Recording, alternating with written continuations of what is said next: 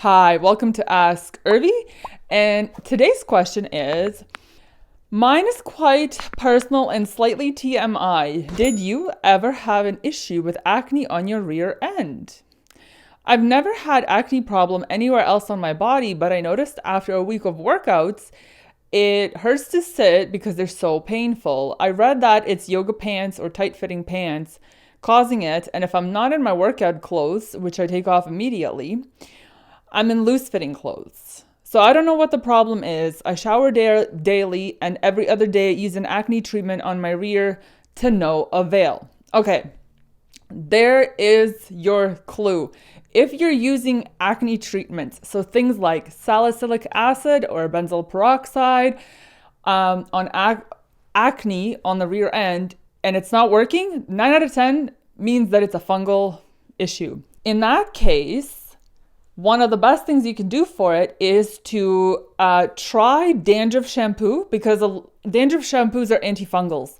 So try something like Nizoral or maybe like a Selsun Blue and use that on the bottom. What it could simply be, it could be folliculitis. So that's like the irritation of the hair follicle. It could, like if that gets infected or inflamed, and the more like you, let's say, wear pants that rub on it or when you sit on it, it gets irritated. And if it gets irritated, it gets inflamed and it gets worse.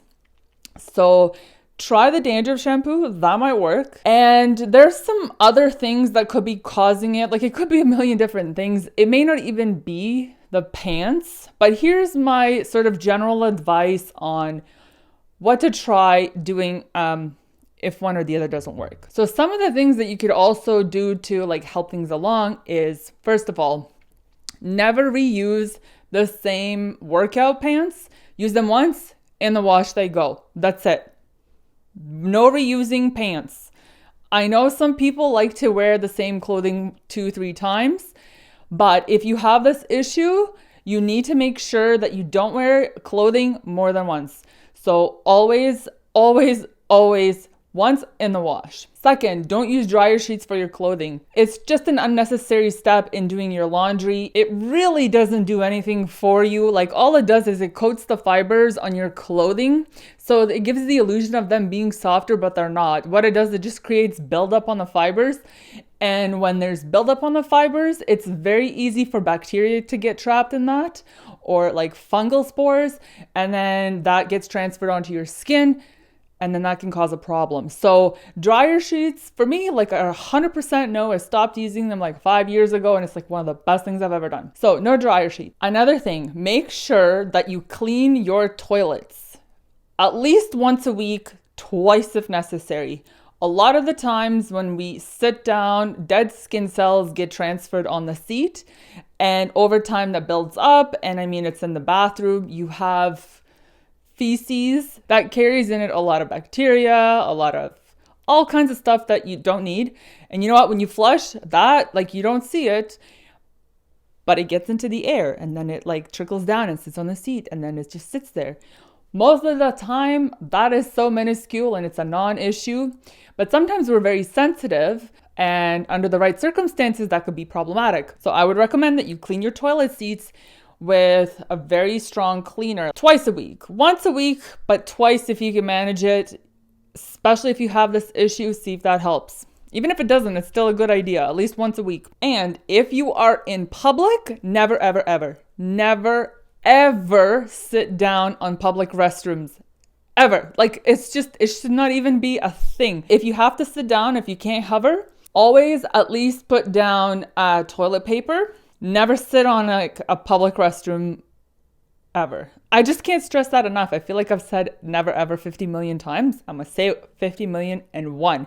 Don't sit on public restrooms. You never know what people do, how they take care of themselves. Accidents happen.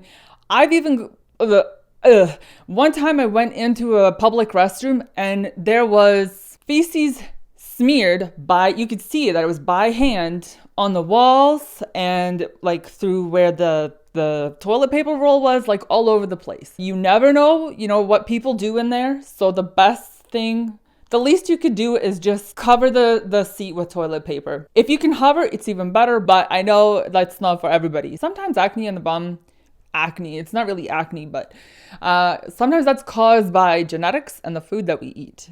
So one of the best things you could do in terms of food is eliminate sugars from your diet as much as humanly possible. Like, even too much fruit can sometimes cause the same type of inflammation in the body. Not as much as like refined sugar, like refined white sugar. So that includes pastries, breads, things like that. Pastas are also refined carbohydrates. So I would steer clear of that. And that could probably significantly improve some of the inflammation in the body, which would include the buttock acne. I mean, you've mentioned in your comment that you've tried acne cleansers on the bum and that doesn't help.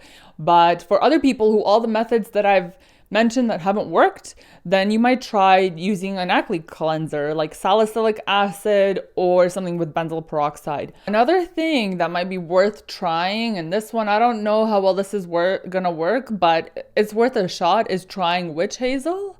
Witch hazel is an astringent. It helps pores to contract. That actually might help a little bit. Again, no guarantees with any of these things. So just to recap, in terms of topical things you can try: salicylic acid, benzoyl peroxide, witch hazel, and dandruff shampoos. So Selsun Blue, Nizoral might work. As far as the things you could do for yourself, never wear the same pants twice. Don't use fabric softeners for when you wash your clothes or anything, actually. Just get rid of the fabric softeners. Those things are just little demons. That's how I see them. I hate fabric softeners. I think they should just be banned outright because they're just so terrible for everything. Clean your toilet regularly and never sit on public toilets. Other than that, tight-fitting clothing. I mean, everything I've ever read on the subject, tight-fitting clothing is always mentioned because it kind of rubs up against the skin and it may hold moisture in tighter. And I mean, that's true to a degree, but more than the tight clothing itself, it's more important to look at the materials that it's made of. I would consider materials more being the culprit than tight clothing itself. Cotton is the way to go. Speaking of cotton, I think you should maybe look at the underwear you wear. That could also be contributing. I would stick to cotton for underwear for the most part. I think it's just the best way to go. It breathes well.